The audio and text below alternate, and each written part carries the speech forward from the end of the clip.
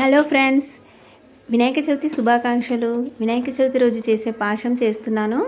నేనైతే ఇందులోకి ఇది వీడియో క్లిప్ మిస్ అయిపోయింది. ఇందులో ముందుగా వాటర్ తీసుకొని బెల్లం తరుగు వేసి మరగనిచ్చి అందులోనే కొబ్బరి ముక్కలు, ఉండ్రాళ్ళు, కొంచెం సోంపు దంచేసి వేశాను.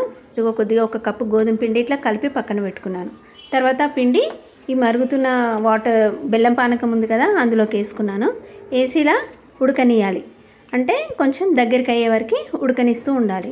తర్వాత పక్కనే ఒక స్టవ్ వెలిగించి ప్యాన్ పెట్టుకొని అందులోకి ఒక హాఫ్ కప్ అంత నెయ్యి వేసుకొని ఒక చిన్న కప్పు జీడిపప్పు వేసుకొని వేయించుకోవాలి. ఈ జీడిపప్పుని లైట్గా దూరగా వేయించుకోవాలి. ఈ జీడిపప్పు ముక్కలు వేగిన తర్వాత ఒక చిన్న కప్పుడు కర్బూజా గింజలు కూడా వేసుకొని వాటిని కూడా దూరగా వేయించుకోవాలి. ఇలా వేగిన దాన్ని తీసుకొని ఇక్కడ పక్కన మరుగుతున్న దాంట్లో వేసేయాలి. ఇంతే ఫ్రెండ్స్, పాశం రెడీ.